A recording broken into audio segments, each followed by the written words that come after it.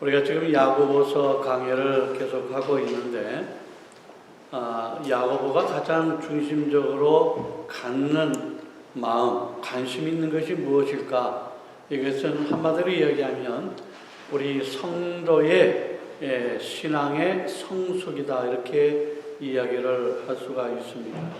그래서 이 신앙의 인격의 이 성숙을 위해서 요구하는 것이 두 가지가 있는데, 우리가 지난주에 우리 했던 것이 첫 번째로 성도의 인격의 이 모습이 외적으로 반영되어지는 것은 뭐냐? 바로 혀를 사용하는 것. 즉 성도들의 입을 통해서 나타나는 것이 바로 인격의 성숙의 모습이다라고 이야기를 했습니다. 오늘은 거기에 대한 두 번째로 오늘 본문을 통해서 이야기를 하는 것은 뭐냐면, 성도 간에 갖는 모든 윤리적인 행위들이 결국은 인간의 마음 속에서부터 마음에 있는 생각에서부터 비롯되어진다라고 하는 겁니다. 내가 갖는 이 마음에서 시작이 되어지기 때문에 하나님께서 하나님으로부터 하나님의 자녀로서의 삶은 하나님으로부터 비롯된 이 참된 지혜에 근거한 바른 생각을 마음으로 가짐을 통해서 결국은 이 선한 행위를 나타낼 수 있다라고 하는 것을 우리에게 지금 이야기를 하고 싶은 것입니다.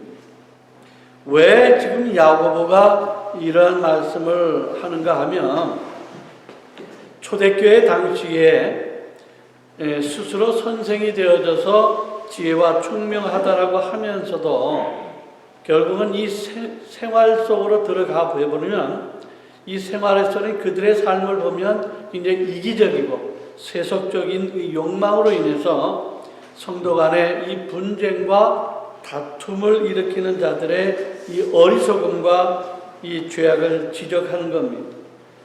말하고 이 행동 나타나는 것과는 너무나 다르게 나타나고 있다라고 하는 것입니다. 그렇기 때문에 우리가 가져야 될 참된 이 지혜는 반드시 선행으로 나타나는 것이기 때문에 이 참된 지혜를 가질 필요가 있다라고 우리에게 이야기를 합니다. 아마 우리의 이 삶에 있어서 어떻게 보면 삶을 이루어가는 요소를 보게 되어진다면 아마 언어와 생각이 아니겠는가 생각을 합니다. 그래서 이 야고보는 여기 3장에 나타나서 지난주 얘기했던 이 언어의 문제, 우리의 혀를 통해서 나타나는 이 언어의 문제와 오늘 본문을 한마디로 이야기를 하면 이 생각이라고 하는 문제를 이야기를 하고 있다라고 하는 겁니다. 그래서 이 언어와 생각, 우리의 이 생각이라고 하는 것은 어찌 보면 이 마음의 동기에 따라서 이 형성이 되어진다라고 얘기할 수가 있습니다. 내가 어떤 마음을 품느냐에 따라서 달라진다. 그런데 이 마음의 동기를 이루는 이 중요한 요소가 있는데 그 요소는 바로 지혜라, 이렇게 이야기를 할 수가 있습니다. 그래서 이거 유대인들을 보게 되어지면 어느 민족보다도 가장 강조하는 것이 지혜입니다.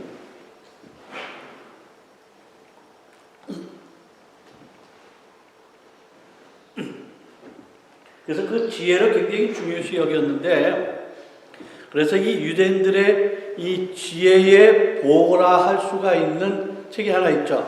탈무드입니다. 그래서 이 탈무드에 보면 그 내용들이 우리가 생각했던 그 이상의 아름다운 내용으로 되어 있습니다.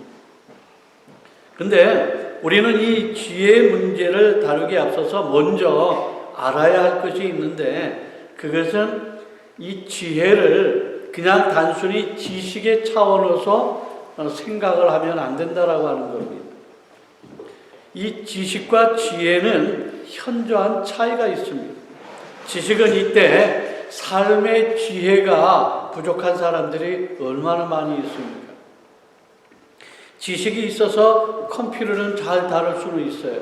그렇지만은 이 자신의 삶을 다스릴 수는 없는 사람들이 많이 있다라고 하는 겁니다. 또 돈을 잘 버는 사람은 돈 버는 지식은 잘 아는지 모르겠지만은 인생을 아름답게 사는 지혜는 모르는 경우가 많이 있다라고 하는 겁니다. 이 지식이 어떤 사물이나 상황을 분석하는 것이라 이야기할 수 있다고 한다면 이 지혜는 뭐냐? 지혜는 그 분석한 것을 가지고 다시 종합을 해서 우리의 실생활 속에서 적용하는 것을 이야기를 하는 겁니다. 그래서 지혜는 이 삶의 적용이란 과제를 떠나서는 이해가 될 수가 없다라고 하는 겁니다. 그렇기 때문에 지식과 이 지혜를 우리가 엄연히 분리해서 생각해 볼 필요가 있다라고 하는 겁니다. 그래서 지혜 없는 지식이라고 하는 것, 이것은 우리의 생활에 아무런 도움이 될 수가 없는 겁니다. 그러므로 참된 지혜는 우리의 삶을 통해서 반드시 증명되어야 된다고 성경은 우리에게 이야기를 하고 있는 겁니다. 이 지혜라고 하는 말은 하나님의 관점에서 사물을 보는 능력이다, 이렇게 표현할 수가 있습니다. 하나님의 관점에서 사물을 보는 능력, 이것이 지혜라고 하는 겁니다.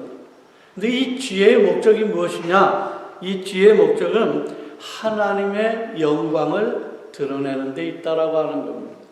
그러므로 이 지혜는 하나님의 말씀을 순종하는 능력이라, 이렇게 또 이야기를 할 수가 있습니다. 그래서 이 지혜의 시작은 어디서부터 나타나야 되느냐? 하나님의 말씀에 순종하는 데서부터 이 지혜의 시작이라, 이렇게 이야기를 할 수가 있습니다. 그래서 마태복음 7장 22절에서 25절을 보면 주님께서 뭐라고 이렇게 말씀하시느냐 하면, 나더러 주여 주여 하는 자들도 권능을 행했다라고 하는 자들도, 귀신을 쫓아냈다라고 하는 자들도, 선지자 노릇했다라고 하는 자들도 도무지 나는 내가 알지는 못한다라고 하는 겁니다. 나의 말을 듣고서 지키는 자라야 천국에 들어갈 것이며 그 주초를 반석 위에 세운 지혜로운 자 같다라고 말씀을 하고 있는 겁니다. 오늘 보면 13절에도 보게 되어지면, 너희 중에 지혜와 총명이 있는 자가 누구냐? 그는 선행으로 말미암아 지혜의 온유함으로 그 행함을 보일지니라 라고 이야기를 하고 있습니다. 이 말은 야고보가 그 당시에 자신들이 특별한 지식이나 비법을 가지고 있는 것처럼 자랑하고 있는 자들에게 지금 이야기를 하고 있는 겁니다. 다시 말해서 뭔가 자기는 똑똑하다, 능력이 있다, 뭔가 특별하다라고 하는 사람들에 대해서 이야기를 하는 겁니다. 물론 이 야고보의 물음에는 너희에게 지혜와 총명이 전혀 없다라고 하는 것을 이야기를 하고는 있지만, 혹이나 너희들이 주장하는 대로 이렇게 지혜와 총명이 있다라고 한다면 온유함 가운데서 행함으로 보여주기를 원한다라고 이야기를 하고 있는 겁니다. 이 지혜와 총명은 분명 온유함으로 나타난다라고 이야기를 합니다. 그럼 여기에서 이 온유함이라고 하는 것은 무엇이냐? 온유함은 어떻게 생각을 해보면 우유부단하고 연약한 것으로 쉽게 생각할 수도 있습니다. 그런데 그것은 아니에요. 모세를 성경에서는 온유한 사람이라고 했습니다.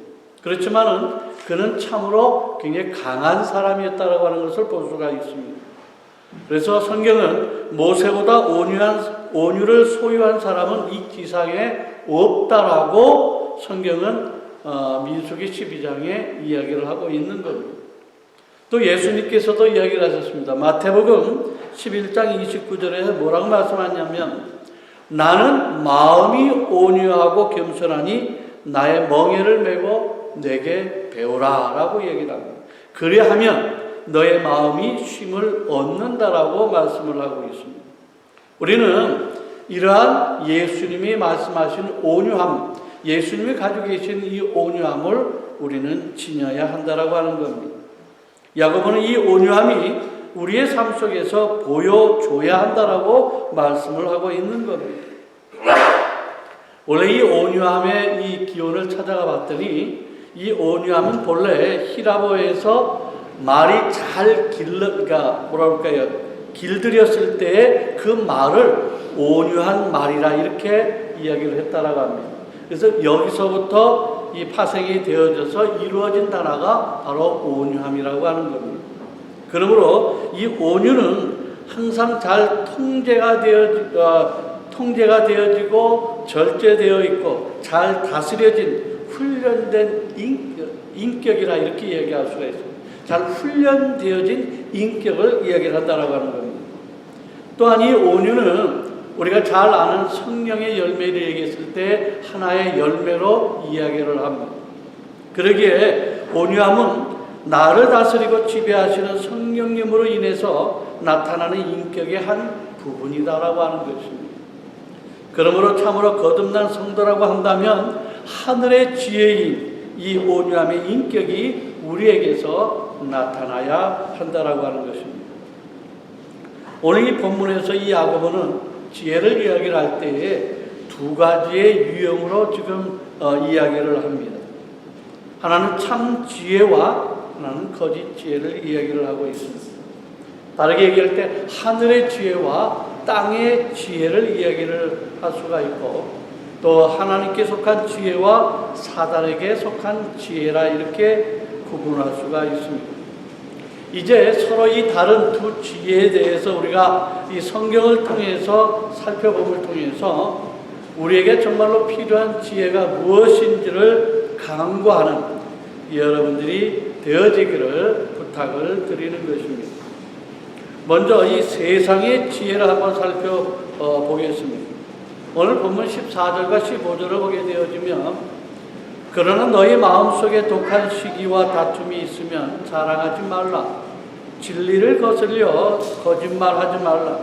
이러한 지혜는 위로부터 내려온 것이 아니요 땅 위의 것이요 정욕의 것이요 귀신의 것이니 이렇게 말씀을 하고 있습니다. 바울은 이러한 세상의 지혜를 고린도전서 1장 18절과 19절에 뭐라고 표현을 했느냐면 십자가의 도가 멸망하는 자들에게는 미련한 것이요 구원을 받는 우리에게는 하나님의 능력이라. 기록된 바 내가 지혜 있는 자들의 지혜를 멸하고 총명한 자들의 총명을 폐하리라 하였으니 라고 말씀을 합니다. 다시 말해서 이 사도 바울은 뭐냐면 세상의 지혜를 가지고서는 하나님과의 관계를 맺고 우리 영혼을 구원하는 데 있어서는 조무지 아무런 도움을 주지를 못한다라고 이야기를 하고 있는 겁니다. 또 세상의 지혜는 육신적인 지혜로서 자연적이고 본능적입니다. 왜냐하면 아담이 죄를 범함으로 인해서 인간의 내면에 깊이 뿌리박고 있는 이 타락한 인간의 본질로서 하나님의 성품과는 완전히 반대가 되어지는 것이기 때문에 그렇다라고 얘기를 하는 겁니다. 이 세상의 지혜는 성령님의 통제가 없을 때 비로소 활동을 하기 시작을 합니다. 그러니 자연히 마귀적인 지혜가 될 수밖에 없다라고 하는 것입니다. 여러분들은 우리 창세기 3장 1절에서 이 사단이 유혹하는 지혜를 잘 볼 수가 있을 것입니다. 뭐라고 했습니까? 하나님이 참으로 너희에게 동산 모든 나무의 열매를 먹지 말라 했느냐라고 이야기를 하고 있는 겁니다. 어떻게 보면 인간의 호기심을 자극시키는 그런 말로 유혹을 하는 겁니다. 그리고 뭐라고 얘기합니까? 너도 하나님과 같이 될 수가 있다라고 하는 것을 얘기를 합니다. 이런 사탄의 지혜는 오늘날도 우리의 마음 생활 속에 깊이 스며든 것을 우리가 알 수가 있습니다. 그러면 이 세상의 지혜의 특성이 어떻게 나타나느냐라고 하는 거예요. 우리 삶에서 어떻게 나타나느냐. 네 가지를 한번 살펴볼 수가 있습니다. 성경은 이 얘기를 합니다. 첫째로 독한 시기라 이렇게 얘기를 하고 있습니다.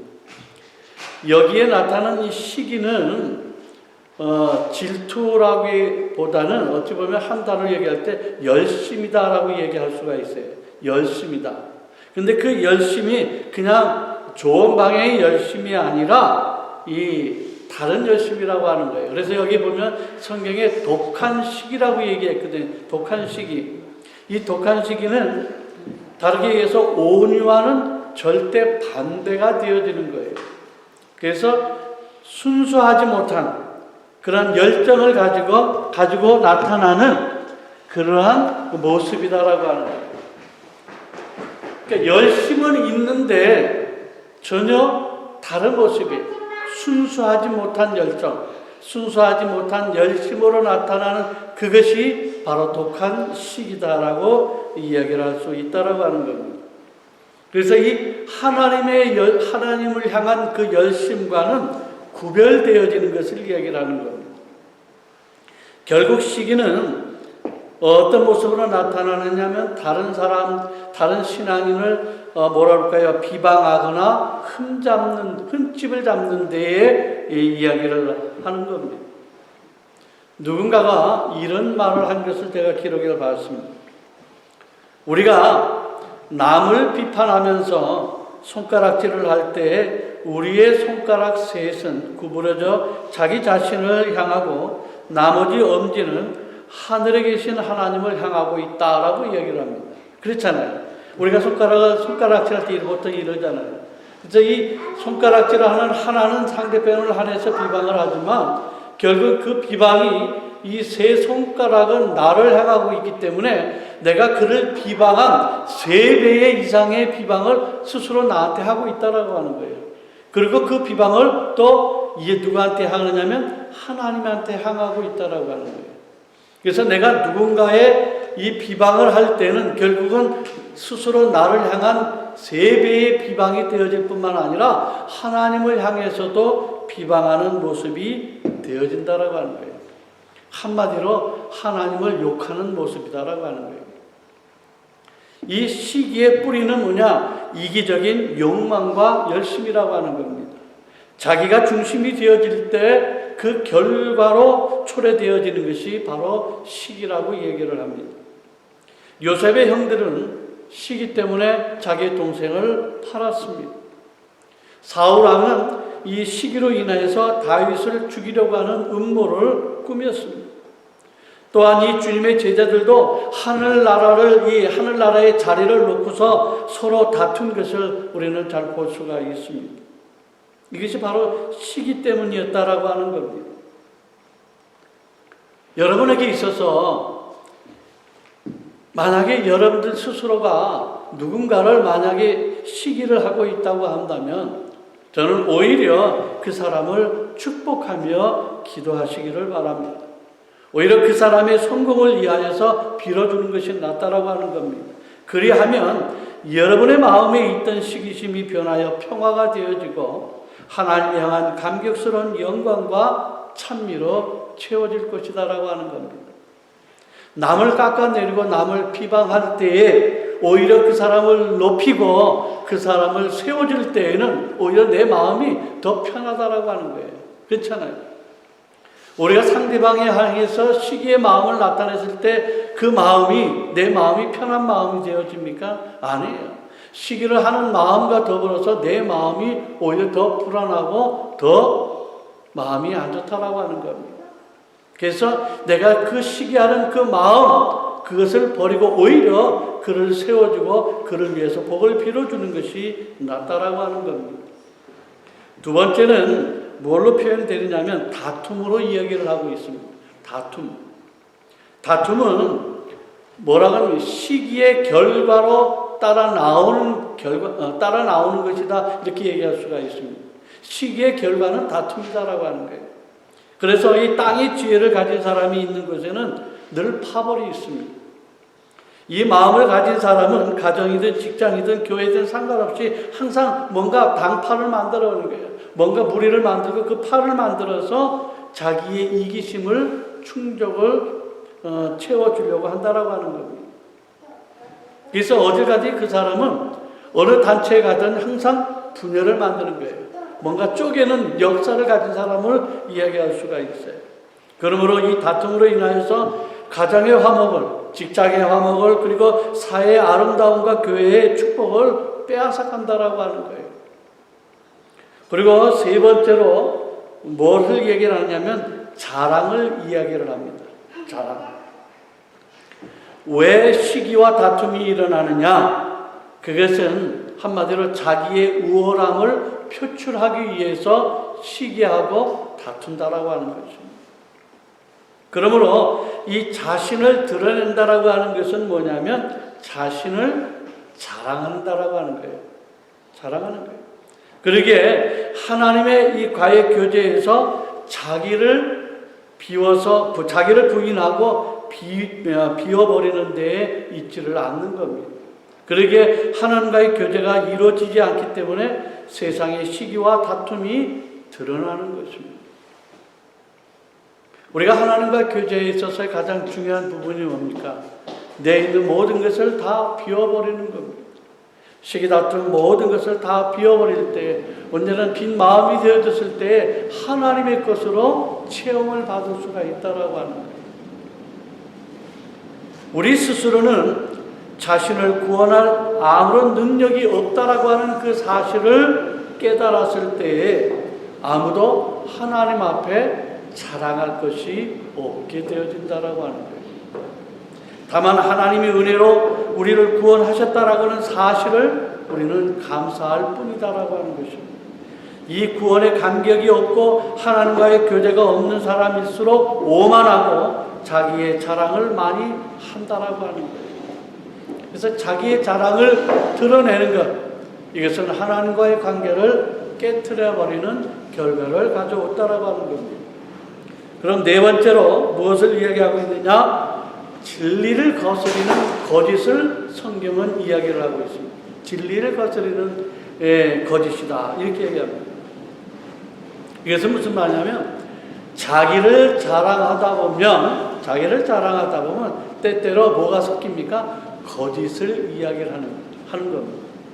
자기를 더 드러내고 싶어서 뭔가를 과장을 해서 거짓말을 한다라고 하는 겁니다.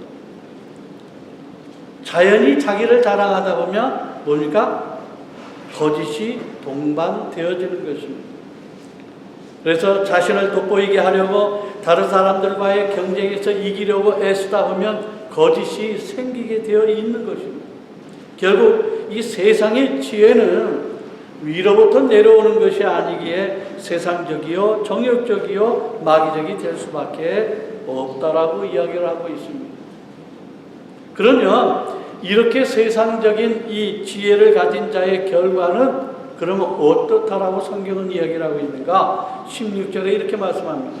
시기와 다툼이 있는 곳에는 혼란과 모든 악한 일이 있습니다라고 이야기를 하고 있습니다.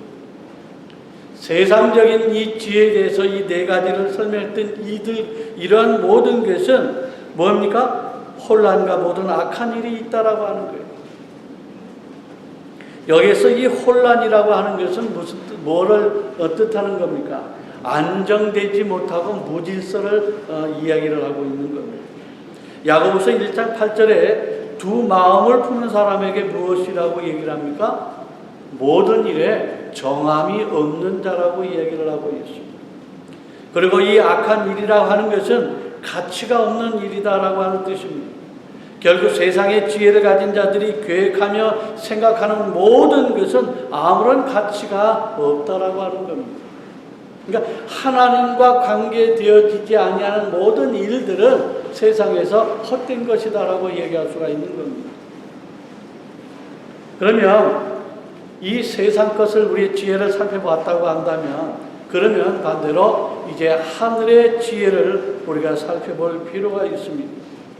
하늘의 지혜에 대해서 오늘 본문 17절에 이렇게 말씀하고 있습니다.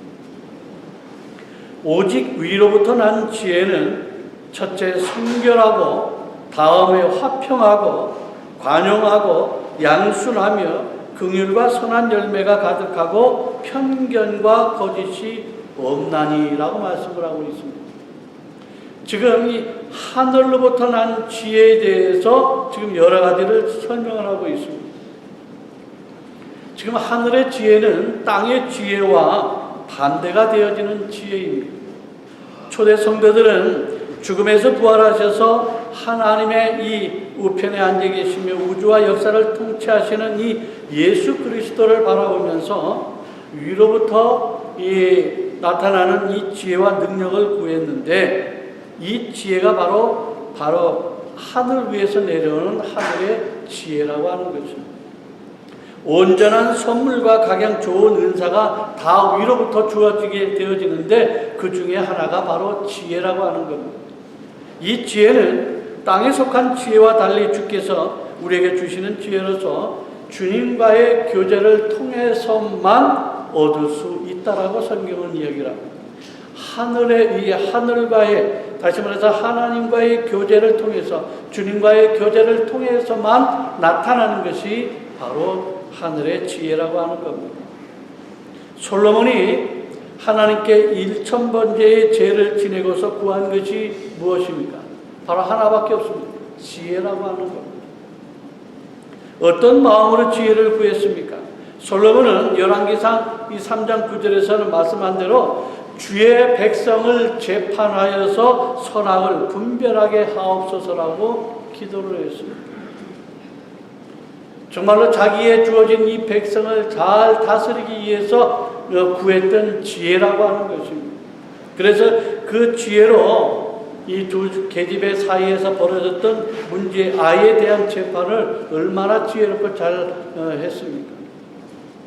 성경은 그래서 하늘로부터 내려온 이 지혜에 대해서, 이 특성에 대해서 이렇게 이야기를 합니다. 아까 말씀드린 대로 첫 번째는 바로 성결입니다. 성결로 이야기를 합니다. 하나님은 성결하신 분이기 때문에 하나님으로부터 지혜를 받은 사람들의 삶도 도덕적이나 영적으로 결함이 없는 상태인 성결을 유지해야 한다라고 이야기를 하고 있는 겁니다. 즉 세상과의 구별된 삶을 살아야 한다라고 이야기를 하고 있는 겁니다. 두 번째는 이 화평을 이야기를 하고 있습니다. 깨끗함을 입은 심령에는 뭐가 주어집니까? 평화가 주어진다라고 하는 겁니다. 우리가 이 구주의 보혈로 죄 사함을 얻었을 때에 하나님과 화평하게 되어졌고, 이처럼 하나님과 화평한 사람만이 다른 사람과의 화평을 또한 이룰 수가 있다라고 하는 겁니다. 그러니까 하나님과의 화평을 누리지를 못하는 사람은요, 사람과의 화평을 결코 누릴 수가 없다라고 하는 겁니다. 그래서 하나님을 사랑하는 자에게 있어서는요, 내 이웃을 사랑할 수밖에 없다라고 하는 거예요. 하나님을 사랑하면서도 내 이웃을 사랑할 수가 없다. 그거는 말이 되지를 않는다라고 하는 거예요. 로마서 12장 18절에 이렇게 말씀합니다. 할 수 있거든 너희로서는 모든 사람과 더불어 화목하라라고 말씀하시고 있습니다. 이렇게 말씀하신 것처럼 우리는 하나님과 바른 관계를 맺고 있는 사람은 이웃과도 올바른 관계를 맺게 되어 있다라고 하는 것입니다. 우리가 이 팔복을 이야기를 할 때 화평이 나옵니다. 그래서 화평케 하는 자에 대해서 어떻게 이야기를 하고 있습니까? 마태복음 5장 9절의 말씀입니다. 화평케 하는 자는 복이 있나니 그들이 하나님의 아들이라 일컬음을 받을 것이요 라고 말씀을 하고 있습니다. 화평을 이루는 자에 있어서 하나님의 아들이라 일컬음을 받는다라고 말씀하고 있습니다. 그래서 이 화평이 하나님의 자녀로서 중요하다라고 하는 겁니다. 세 번째는 이 하나님으로부터 내려온 지혜의 특성의 세 번째는 관용을 이야기를 하고 있습니다. 관용.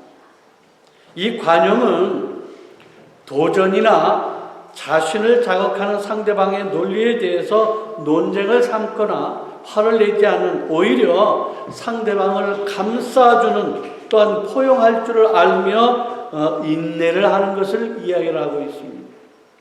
그리고 아무리 큰 실수를 한 자라도 용서를 구하면 용서하는 성품을 말하는 겁니다. 물론 그 사람의 오류를 잘한 것으로 인정할 수는 없겠지만 그 사람의 인격만은 받아들여야 한다라고 하는 겁니다. 네 번째는 이 성품에 대해서 이 양순을 이야기를 합니다. 양순이라고 하는 말은 매우 쉽게 권고될 수 있다라고 하는 뜻으로 선한 일을 권하거나 악을 떠나라고 하는 권면을 받아들이는 마음 태도라. 이것을 양순이라고 얘기를 합니다. 그래서 다르게 얘기를 하면 양순이라고 하는 것은 하나님의 이 주시는 이 진리의 말씀에 대하여서 그 말씀을 받아들이고 그 말씀에 순종하는 것이 바로 양순이라 이렇게 얘기를 할 수 있다라고 하는 겁니다. 이 양순한 사람의 기질에 대해서 야고보서 1장 19절에 이렇게 기록을 합니다. 내 사랑하는 형제들아 너희가 알지니 사람마다 듣기는 속히 하고 말하기는 더디하며 성내기도 더디하라라고 말하고 있습니다. 그래서 모든 일에 있어서 먼저 내를 드러내는 것이 아니라 그를 받아들이는, 포용하는, 이끌고 인내하는 모습을 이야기를 하고 있다라고 하는 겁니다. 다섯 번째로 이 긍휼과 선한 열매라 이렇게 이야기를 합니다.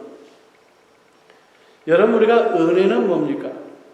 은혜라고 하는 것은 전혀 받을 자격이 없는 사람임에도 불구하고 베풀어주는 이 호의를 우리는 은혜라 이렇게 얘기를 합니다. 그런데 이 긍휼은 뭐냐? 긍휼은 마땅히 저주해야 할 그 사람을 불쌍히 여기셔서 저주를 중단하고 나아가 그 사람을 불쌍히 여겨서 동정을 베푸는 것을 긍휼이다 이렇게 이야기를 하는 겁니다. 그러므로 긍휼은 은혜보다 훨씬 더 깊은 의미를 내포하고 있다라고 볼 수가 있습니다.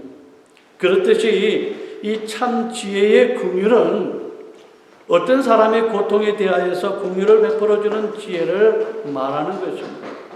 이러한 긍휼의 지혜는 실제적인 도움을 주기에 선한 열매로 나타날 수밖에 없습니다. 그래서 마태복음 5장 7절에도 뭐라고 합니까? 긍휼히 여기는 이 자는 복이 있나니 뭐라고 얘기합니까? 그들이 긍휼히 여김을 받을 것이다라고 하는 거예요. 내가 그들을 긍휼히 여길 때에 나도 하나님부터 긍휼을 받을 수가 있다라고 하는 겁니다. 여섯 번째로 편벽과 거짓이 없음을 이야기를 하고 있습니다. 이 편벽이라고 하는 말은 본래 여러 사람들 중에서 특별히 한 사람을 지목하여서 의심하거나 판단 또 구별 또는 엉뚱하게 그릇된 추측을 하는 것을 이야기를 합니다. 편벽. 그러니까 그릇된 판단을 이야기할 수도 있고 한쪽의 면을만을 판단한다라고 볼 수도 있을 것입니다. 즉 한편으로 기울어져는 이런 그러한 판단이라고 볼 수가 있습니다. 여러분 이 땅에 속한 지혜라고 하는 것은 항상 이 시시각각 변한다라고 볼 수가 있습니다. 그러게 생활의 규범이나 윤리의 절대적인 표준이 없다라고 하는 것입니다. 그러나 하늘에 속한 지혜는 견고하여 흔들림이 없는 삶의 모습이라고 하는 것입니다. 또한 하늘의 지혜는 어떠한 것을 위장하거나 속이지를 않습니다. 이 지혜로 사는 사람은 본래의 모습대로 살아가면서 이 주 안에서의 이 만들어진 자기의 삶을 그대로 드러나는 겁니다. 다시 말해서 하나님이 원하시는 모습의 삶으로 온전히 나타난다라고 볼 수가 있습니다.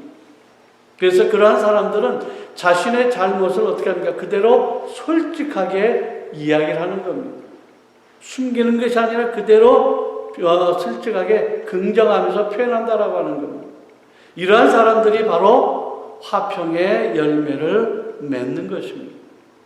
이처럼 우리는 이 하늘로부터 내려온 지혜의 여러 성품들을 나타나는 특성들을 우리가 살펴봤습니다. 이 하늘로부터 나타나는 이 지혜는 이러한 어떠한 이 특성 중에 하나를 소홀히 하는 것이 아니라 나타나는 모든 특성의 이 모든 부분들을 다 함께 표현하고 나타난다는 겁니다. 어느 한 부분만 소홀히 나타내고 다른 부분을 소홀히 여기는 것이 아니다라고 하는 거예요. 다시 말해서 모든 것이 이 공존하는 조화를 이루면서 공존하는 것을 이야기를 합니다. 그리고 이것은 세상에서 나는 것이 아니라 바로 하늘로부터 내려오는 것이라고 얘기를 하는 겁니다. 그래서 이러한 하늘로부터 내려온 지혜를 가지라라고 이야기를 하고 있는데, 그렇다고 한다면 성경에서 말하는 하늘로부터 나타난 이 지혜를 가진 자들에게 어떠한 결과를 가져오느냐라고 하는 겁니다. 하늘의 지혜를 가진 자의 모습은 오늘 본문의 18절에 이렇게 말씀합니다. 화평하게 하는 자들은 화평으로 심어 의의 열매를 거두느니라.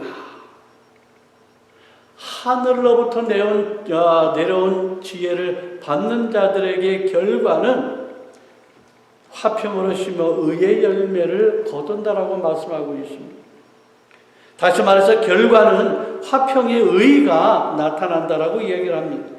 평화가 없는 의는 어떻게 봅니까? 왠지 보면 굉장히 싸늘하게 느껴질 수도 있습니다. 만일 화평만 있고 의가 없다고 한다면 그 화평은 파멸할 수밖에 없는 겁니다. 그러므로 성경은 화평과 의를 똑같이 말씀하고 있습니다. 그러면 이 마지막으로 이 하늘로부터 내려온 지혜를 그러면 어떻게 우리가 구할 수 있겠느냐라고 하는 거예요. 하늘로 내려오는 그 지혜를 받아야 되는데 어떻게 우리가 구할 수가 있겠느냐? 첫째는 하늘의 말씀, 하나님의 말씀, 성경을 이야기를 하고 있습니다. 디모데후서 3장 15절에 이렇게 말씀합니다. 또 어려서부터 성경을 알았나니 성경은 능히 너로 하여금 그리스도 예수 안에 있는 믿음으로 말미암아 구원에 이르는 지혜가 있게 하느니라. 성경은 우리에게 구원의 지혜를 줄 뿐만 아니라 모든 삶의 지혜를 제공하고 있는 것입니다. 그러므로 우리는 하늘의 지혜를 얻기 위해서는 이 말씀을 읽고 들으며 또한 묵상하고 암송하여서 우리의 심령을 말씀으로 채워질 때에 하늘의 이 지혜가 우리의 인격과 삶을 채울 수 있다라고 이야기를 하는 겁니다. 두 번째는 무슨 비결이 있는가? 두 번째는 기도를 이야기를 하고 있습니다. 야고보서 1장 5절에 이렇게 말씀합니다. 너희 중에 누구든지 지혜가 부족하거든 모든 사람에게 후해 주시고 꾸짖지 아니하시는 하나님께 구하라. 그리하면 주시리라. 이 지혜를, 하늘로부터 내려오는 지혜를 기도를 통해서 구할 수가 있다라고 이야기를 하고 있습니다. 여러분, 하늘로부터 내려오는 이 지혜를 구하는 두 가지의 원천은 말씀과 기도, 두 가지를 이야기를 합니다. 우리는 이 말씀과 기도를 통해서 하나님과 교제를 해야 한다라고 하는 것입니다. 이 교제 속에서 지혜를 소유하며 그리스도를 닮는 인격으로 성숙해 가는 것입니다. 그리고 우리의 생활 속에서 이 말씀과 기도의 생활이 없이는 하늘로부터 내려오는 지혜를 얻을 수가 없고, 얻을 수 없다라고 하는 것은 결국은 하나님의 자녀로서의 삶을 이 땅에 온전히 드러낼 수가 없다라고 하는 것입니다. 정말 하나님의 자녀로서 이 삶을 이 땅에 온전히 드러내기를 원하며 열매를 맺기를 원하는가? 그것은 분명히 하나님부터 내려오는 지혜를 구해야 되는데 그 지혜는 말씀과 기도라고 하는 거예요. 그러게 여러분들의 생활 속에서는 이 말씀과 이 기도의 생활이 너무나 중요하다라고 하는 거예요. 날마다 말씀과 기도 없이는 살아갈 수가 없다라고 하는 거예요. 어떻게 이야기를 하면 하나님의 말씀과 기도의 생활이 등한히 함을 통해서 나타나는 것은 세상에 지혜가 들어올 수밖에 없고 그로 인해서 하나님과 더 멀어질 수밖에 없다라고 하는 거예요. 사람들은 너무나 이기적이기 때문에 자기의 욕심을 채우려고 해요. 근데 그 열심은 있지만 그 열심이 하늘로부터 내려오는 지혜를 구하는 것이 아니라 자기를 채워줄 수 있는 세상으로부터 오는 지혜를 구하려고 애를 쓴다라고 하는 거예요. 그러게 우리의 삶은 어떤 지혜를 구하느냐에 따라서 우리의 삶의 결과는 달라질 수밖에 없는 것입니다. 오늘 야고보는 초대교회에 있었던 사람들에게 있어서 정말로 자기를 자랑하고 자기만을 드러내는 이 무식한 그들을 향해서 이야기하고 있는 겁니다. 너희들이 하나님의 자녀이냐? 그러면 하나님의 자녀로서의 신앙의 성숙된 모습을 보여야 되는데 오히려 그렇지 못하다라고 하는 거예요. 오히려 자기 있는 것을 자랑하고 자기 있는 것을 드러내기를 원하는 그 사람들에게서 이 얘기를 하고 있는 겁니다. 그래서는 안 된다라고 하는 거예요. 그것이 너희들이 구하는 것은 세상으로부터 오는 그 지혜를 구하는 것이지 결코 하나님이 원하시는 하늘부터 내려오는 지혜는 아니다라고 얘기를 하는 거예요. 그러기에 우리는 하나님의 자녀로서 하나님이 원하시는 삶을 살아야 되는데 그것은 늘 하나님의 말씀을 우리가 봐야 될 것이며 또 하나님과 기도를 통해서 늘 교제하는 생활을 통해서만이 하나님의 자녀로서의 근본적인 지혜를 받을 수가 있다라고 하는 것을 말씀하고 있습니다.